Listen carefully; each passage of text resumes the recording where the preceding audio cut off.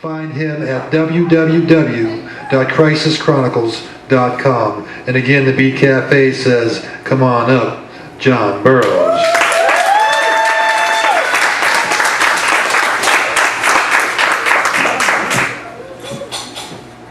Oh, it's really hard following such great poets, man. And I'm just honored to be among you and to be welcomed here as family with you. And thank you.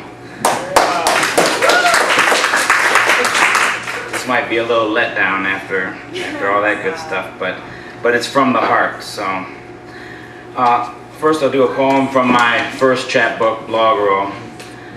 It's about, well, I'll let the poem speak for itself. It's called Bloodshot. Indian summer sun squints, bloodshot like the wide, wounded eyes of my cynical Seneca ancestors. On and on and anon, an endless queue of unrelenting conquistadors lusting for booty or bust, defile our trust and defame the name of God in the name of God.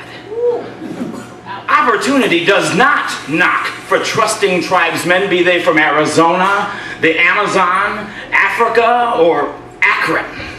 Riding roughshod over every allegedly endless empire, including America, the beautifully dutiful, the cursed hearse of history, leads a parade of pathetic and unsympathetic plotters, plodders, priests and presidents, electable eels who feel their forked tongues and dung make them agents of distinction instead of extinction. Sweetly sighing lullabies of liberty and expediency, these leaders open their Bombays and pray, first for the unconditional surrender of our enemies, and last, if at all, for the bloodshot souls of the soon-to-be charred children of Hiroshima and Hanoi, Belfast, Baghdad, Bethlehem, and coming soon to a theater of war near you. Yeah!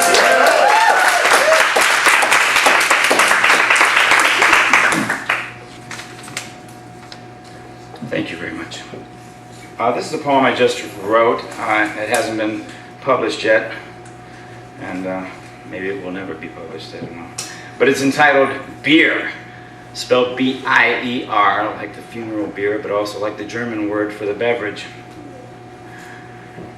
And it has a B word in it, so when I get to that word, I'll just say, I won't say it, but you'll know what I'm saying. You know what I'm saying? Beer is a beauty. Beer is a scratch for my vilest itch, an itch for my finest scratch. A down-the-hatch batch of high satisfaction. A recipe for extreme stupefaction. A flood disguised as a dream panacea, and whether or not I want to see it, a slow tide of suicide. The blue moon is high, and the beer sea is strong as I down another and continue this song swell without a tune. This sickeningly sweet, I scream sundown melting as I search for a silver spoon that does not exist in a glass of whatever's on tap. Getting pissed, fancying myself an inimitable wordsmith, while I wanly regurgitate yesterday's news, my blues rhyming with bruise, and still thirst unquenchably for the deluge to deliver me to low, dry land and sober death.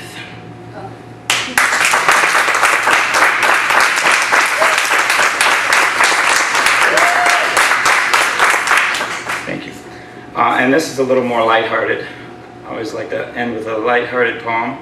And this was published in La Pink Elephant Press's second annual bookmark series. They passed out these bookmarks at bookstores and stuff, so maybe somebody's reading it. Mark this.